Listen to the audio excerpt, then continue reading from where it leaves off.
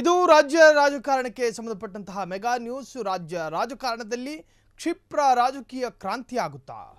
ರಾಜಕೀಯ ಕ್ಷಿಪ್ರ ಕ್ರಾಂತಿಯ ಸೂತ್ರಧಾರ ಆಗ್ತಾರ ಆ ನಾಯಕ?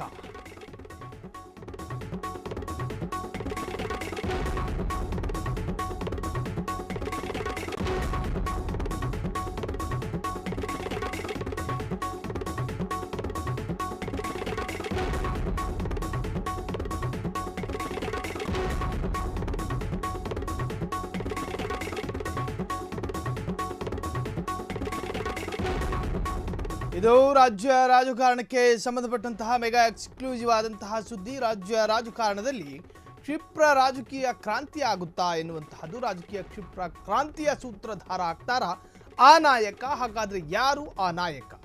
ಇಂತಹದ್ದೊಂದು ಅನುಮಾನಕ್ಕೆ ಪುಷ್ಟಿ ಕೊಡುತ್ತಿದೆ ಬೆಳವಣಿಗೆಗಳು. ಅಂದ್ರೆ ಕೆಲ ಪೊಲಿಟಿಕಲ್ ಡೆವಲಪ್ಮೆಂಟ್ಗಳು, ಸದ್ಯ ರಾಜ್ಯದಲ್ಲಾಗುತ್ತಿರುವಂತಹ ಬೆಳವಣಿಗೆಗಳೇ ಇದಕ್ಕೆ ಸಾಕ್ಷಿನಾ? ಇದು ರಾಜ್ಯ ರಾಜಕಾರಣಕ್ಕೆ ಸಂಬಂಧಪಟ್ಟ ಮೆಗಾ ಸುದ್ದಿ, ಮೆಗಾ ನ್ಯೂಸು. ರಾಜ್ಯ ರಾಜಕಾರಣದಲ್ಲಿ ಕ್ಷಿಪ್ರ ರಾಜಕೀಯ ಕ್ರಾಂತಿ ಆಗುತ್ತಾ? ರಾಜಕೀಯ ಕ್ಷಿಪ್ರ ಕ್ರಾಂತಿಯ ಸೂತ್ರಧಾರ ಆಗ್ತಾರ ಆ ನಾಯಕ? ಹಾಗಾದ್ರೆ ಆ ನಾಯಕ ಯಾರು?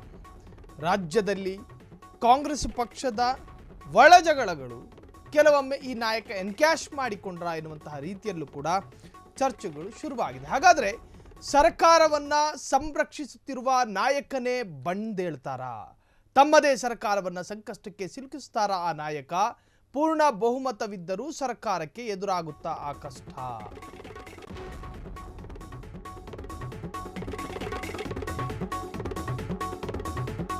ಸರ್ಕಾರವನ್ನು ಸಂರಕ್ಷಿಸುತ್ತಿರುವ ನಾಯಕನೇ ಬಂಡೇಳ್ತಾರ? ತಮ್ಮದೇ ಸರ್ಕಾರವನ್ನ ಸಂಕಷ್ಟಕ್ಕೆ ಸಿಲುಕಿಸ್ತಾರ ಆ ನಾಯಕ? ಪೂರ್ಣ ಬಹುಮತವಿದ್ದರೂ ಸರ್ಕಾರಕ್ಕೆ ಎದುರಾಗುತ್ತಾ ಆ ಕಷ್ಟ? ಮಹಾರಾಷ್ಟ್ರದಲ್ಲಾದ ಕ್ಷಿಪ್ರ ಕ್ರಾಂತಿ ಕರ್ನಾಟಕದಲ್ಲೂ ಆಗುತ್ತಾ? ಮಹಾರಾಷ್ಟ್ರದಂತೆ ಬಿಜೆಪಿಗೆ ನೆಲೆಯಾಗ್ತಾರ ಪ್ರಭಾವಿ ನಾಯಕ? ಹಾಗಾದ್ರೆ ಯಾರು ಆ ನಾಯಕ? ಯಾರು ಆ ನಾಯಕ? ತಮ್ಮದೇ ಸರ್ಕಾರವನ್ನ ಸಂಕಷ್ಟಕ್ಕೆ ಸಿಲುಕಿಸ್ತಾರ ಆ ನಾಯಕ? ಹಾಗಾದ್ರೆ ಯಾರು ಆ ನಾಯಕ ಎನ್ನುವಂತಹದ್ದು. ಪೂರ್ಣ ಬಹುಮತವಿದ್ದರೂ ಕೂಡ ಸರ್ಕಾರಕ್ಕೆ ಎದುರಾಗುತ್ತಾ ಕಷ್ಟ, ಸಂಕಷ್ಟಗಳು ಎದುರಾಗುತ್ತಾ? ಪೂರ್ಣ ಬಹುಮತವಿದೆ, ಸ್ಥಾನವು ಭದ್ರವಾಗಿದೆ, ಸುಭದ್ರ ಸರ್ಕಾರಕ್ಕೆ ಮತ್ಯಾಕೆ ಭಯ? ಮಹಾರಾಷ್ಟ್ರದಂತೆ ಬಿಜೆಪಿಗೆ ನೆಲೆಯಾಗ್ತಾರ ಆ ಪ್ರಭಾವಿ ನಾಯಕ? ಹಾಗಾದ್ರೆ ಯಾರು ಆ ಪ್ರಭಾವಿ ನಾಯಕ?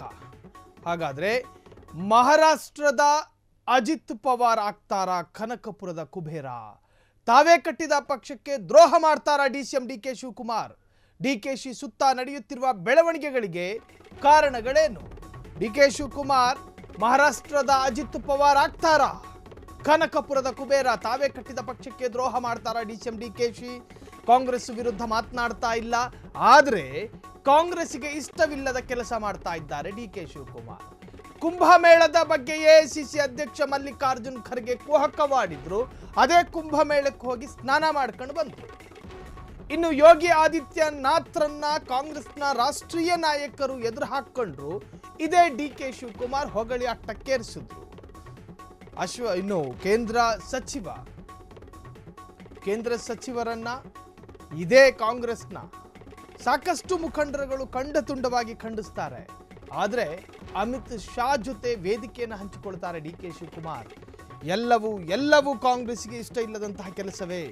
ಪ್ರತಿಯೊಂದು ಕೆಲಸವನ್ನೂ ಕೂಡ ಕಾಂಗ್ರೆಸ್ ಮೆಚ್ಚುತ್ತಾ ಇಲ್ಲ. ಡಿಕೆ ಶಿವಕುಮಾರ್ ಅವರ ರಾಜಕೀಯ ನಡೆಯತ್ತ ಸಾಕಷ್ಟು ಅನುಮಾನಗಳು ಹುಟ್ಟುಕೊಂಡಿದೆ. ಮಹಾರಾಷ್ಟ್ರದ ಅಜಿತ್ ಪವಾರ್ ಶರದ್ ಪವಾರ್ ಆಗ್ತಾರ ಕರ್ನಾಟಕದ ಕನಕಪುರದ ಕುಬೇರ? ಡಿಕೆಶಿ ಸುತ್ತ ನಡೆಯುತ್ತಿರುವ ಬೆಳವಣಿಗೆಗಳಿಗೆ ಕಾರಣವೇನು? ಒಳಗೊಳಗೆ ಇಂತಹ ಮಾತುಕತೆಗಳು ಕೇಳಿ ಬರ್ತಾ ಇದೆ. ಬಿಜೆಪಿ ಚಾಣಕ್ಯನ ಜತೆ ವೇದಿಕೆ ಹಂಚಿಕೊಂಡಿದ್ದಕ್ಕೆ ಡಿಕೆ. ಇನ್ನು ಬಿಜೆಪಿಯ ಚಾಣಕ್ಯ ಅಂದರೆ ಅದು ಅಮಿತ್ ಶಾ. ಕೊಯಮತ್ತೂರಿನಲ್ಲಿ ಒಂದು ಪ್ರೋಗ್ರಾಮ್ ನಡೆಯುತ್ತೆ. ಆ ಪ್ರೋಗ್ರಾಮಿಗೆ ಅದು ಅಮಿತ್ ಶಾ ಬಂದು ಗಣ್ಯ ವ್ಯಕ್ತಿ. ಆ ಗಣ್ಯ ವ್ಯಕ್ತಿ ಬಂದಂತಹ ಪ್ರೋಗ್ರಾಮಿಗೆ ಇದೇ ಡಿಕೆ ಶಿವಕುಮಾರ್ ಅತಿಥಿಯಾಗಿ ಹೋಗ್ತಾರೆ. ಒಟ್ಟಾರೆ ಈ ಬೆಳವಣಿಗೆಗಳಿಗೆ ಏನು ಕಾರಣ ಎನ್ನುವಂತಹದ್ದು ಸಾಕಷ್ಟು ವಿಚಾರಗಳು ರಾಜ್ಯದಲ್ಲಿ ಚರ್ಚೆ ಆಗತೊಡಗಿದೆ. ಇನ್ನು ಡಿಕೆಶಿ ಬಿಜೆಪಿ ಸೇರ್ತಾರೆಂಬ ವದಂತಿ ಬೆನ್ನಲ್ಲೇ ಬೆಳವಣಿಗೆಗಳಾಗಿದೆ. ಶತಾಯ ಗತಾಯ ಸಿಎಂ ಆಗಲು ಡಿಕೆ ಶಿವಕುಮಾರ್ ನಿರ್ಧರಿಸಿದ್ದಾರಾ? ಮಹಾರಾಷ್ಟ್ರದಲ್ಲಿ ಬಿಜೆಪಿ ಮೈತ್ರಿ ಸರ್ಕಾರಕ್ಕೆ ಸೂತ್ರಧಾರ ಆಗಿದ್ದ ಅಜಿತ್ ಅಜಿತ್ ಪವಾರ್ರಂತೆಯೇ ಮೈತ್ರಿ ಸರ್ಕಾರಕ್ಕೆ ಬುನಾದಿ ಆಗ್ತಾರಾ ಡಿಕೆ ಶಿವಕುಮಾರ್? ಕಾಂಗ್ರೆಸ್ನಲ್ಲಿ ಸಿಎಂ ಆಗುವ ಆಸೆಯನ್ನೇ ಬಿಟ್ಟಿದ್ದಾರಾ ಡಿಕೆಶಿ?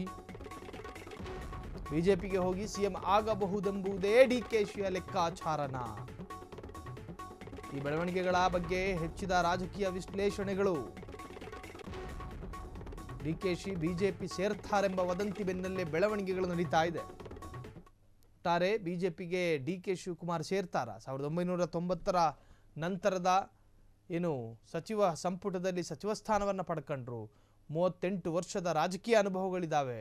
38 ವರ್ಷವೂ ಕೂಡ ಕಾಂಗ್ರೆಸ್ನಲ್ಲೇ ದುಡಿದದ್ದು. ಸೊ ಹೀಗೆಲ್ಲ ಇರಬೇಕಾದ್ರೆ ಡಿಕೆ ಶಿವಕುಮಾರ್ ಇದ್ದಕ್ಕಿದ್ದ ಹಾಗೆ ಬಿಜೆಪಿ ಸೇರ್ತಾರಾ ಎನ್ನುವಂಥ ಚರ್ಚೆಗಳು ಬಹಳಷ್ಟು ದೊಡ್ಡ ಮಟ್ಟಿಗೆ ನಡೀತಾ ಇದೆ. ಎಲ್ಲದರ ಮಧ್ಯೆ ಡಿಕೆ ಶಿವಕುಮಾರ್ ಅವರ ರಾಜಕೀಯ ನಡೆ ಈಗ ಅತ್ಯಂತ ರೋಚಕ ಮತ್ತು ಕುತೂಹಲಕಾರಿಯಾಗಿದೆ. ಕ್ಷಣ ಕ್ಷಣದ ಸುದ್ದಿಗಳಿಗಾಗಿ ಫ್ರೀಡಂ ಟಿವಿ ಸಬ್ಸ್ಕ್ರೈಬ್ ಮಾಡಿ, ಲೈಕ್ ಮಾಡಿ ಹಾಗೂ ಫಾಲೋ ಮಾಡಿ. ಹೊಸ ಸುದ್ದಿಗಳ ನೋಟಿಫಿಕೇಶನ್ಗಾಗಿ ಬೆಲ್ ಐಕಾನ್ ಮೇಲೆ ಕ್ಲಿಕ್ ಮಾಡಿ.